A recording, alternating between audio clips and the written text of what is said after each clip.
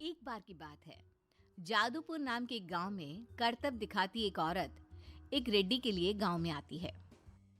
आइए आइए मेहरबान कदरदान, खाइए रोहड़ा के ताजे ताजे केले। कभी खाए नहीं होंगे ऐसे केले। पीले पीले केले खाइए।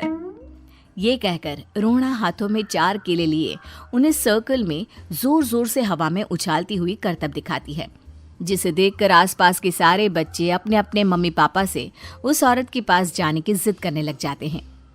पापा, ऐसा तो सर्कस में बॉल से होता है ना?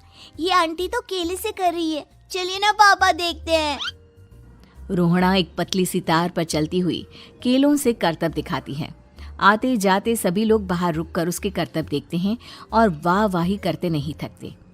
जैसे ही एक आदमी पास आकर उसे पैसे देने लग जाता है, तब वो कहती है, अरे नहीं नहीं साहब, मैं करतब तो बच्चों के मन को बहलाने के लिए करती हूँ। धंधा तो मेरा केले का है।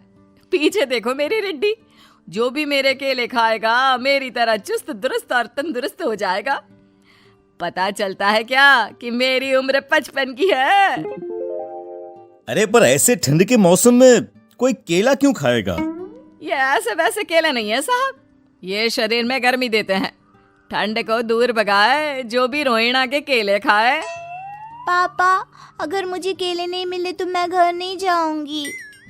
तभी उसके पापा कहते हैं कि बेटा, केले ठंड में कभी गर्मी नहीं देते। ये सब कहने की बातें हैं, सामान बेचने का तरीका है इनका। पर पिंकी नहीं मानती। मैं केले खाऊंगी। पिंकी की जिद के आगे नत्थू हार जाता है और उसे केले खरीद कर दे देता है। पिंकी खुश होकर केले घर ले आकर खाती है। अब मैं भी करतब करूंगी, कितना मजा आएगा। जादुई केले। पिंकी पहला केला खत्म भी नहीं करती कि वो बेहोश हो जाती है। दूसरे केले से एक काला धुआं आता है और रोहना चुड़ैल बनकर बाहर निकल आती है। मेरे भूतिया केले बच्चे न खाए, ऐसा हो ही नहीं सकता। जादूपुर वालों, कब तक बचोगे? आ गई हूं मैं रोहड़ा, जिसका कोई नहीं कर सकता सामना। रोहना पिंकी को गोद में उठाकर काले धुएं में कहीं गायब हो जाती है। शाम के वक्त नत्थू घर लौटता है और पिंकी को घर में ना पाकर उसकी माँ से कहता है, माँ पिंकी कहाँ है? अरे बेटा, उसे तो तू सुबह करतब दिखाने ले गया था ना, फिर कहाँ वापस आए तुम दोनों?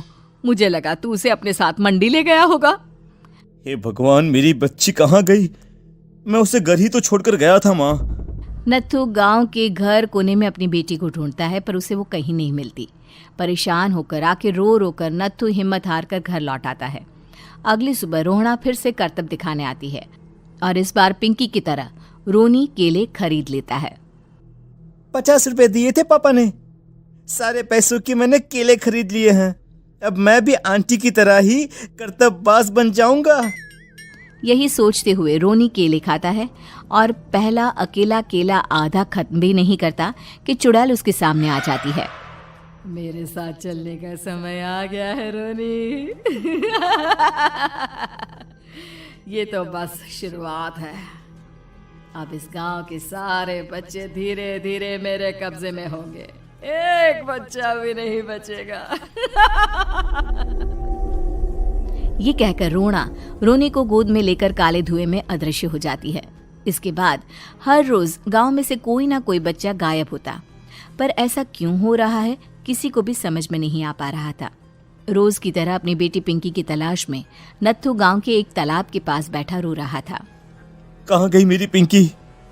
शकुंतला के जाने के बाद एक वही तो मेरा सहारा थी। अरे उसकी आत्मा कोस रही होगी मुझे कि मैं अपनी बच्ची को संभाल भी नहीं पाया। नत्थू ये कहता हुआ रो ही रहा था कि तभी तालाब में से उसे शकुंतला की आवाज सुनाई देती है। कहाँ थी तुम शकुंतला? हमारी बच्ची और सारे गायब हुए बच्चे रोहड़ा के कब्जे में हैं। वो बच्चों को जो केले देती है उससे बच्चे बेहोश हो जाते हैं और उसके कब्जे में आ जाते हैं और वो उन्हें ले जाकर काली दुनिया में ले जाती है। पर वो ऐसा क्यों कर रही है? ये मैं नहीं जानती, पर उस दुनिया का रास्ता मैं आपको बता सकती हूँ। जहाँ ये नदी खत्म होती है वहाँ एक केले का पेड़ है, उसके नीचे एक दरवाज़ा है, वहीं से रास्ता जाता है उस दुनिया का। ये कहकर शकुंतला की आत्मा गायब हो जाती है।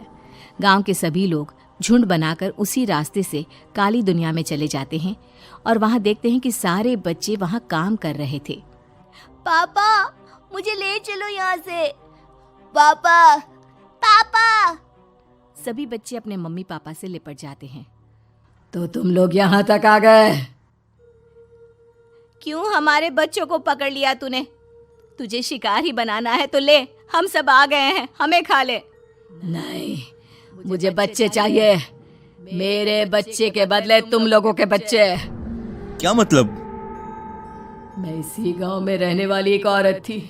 केले की चोरी के इल्जाम में मेरे बेटे को गांव वालों ने इतना मारा कि वो मर गया। उसी दिन मैंने ठान लिया कि गांव वालों का भी वही हाल करूंगी।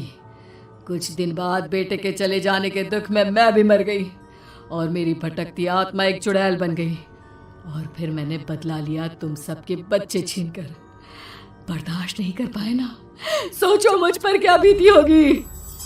हमें माफ कर दो रोना, पता नहीं ये किसकी गलती थी पर हम सभी माफी मांगते हैं। हमारी खुशियां लौटा दो, तुम भी तो एक माँ हो। गांव वालों की बात सुनकर रोना का मन पिघल जाता है और वो बच्चों को छोड़ देती है। उसके बाद काली दुनिया बच्चों के लिए जादुई दुनिया बन जाती है।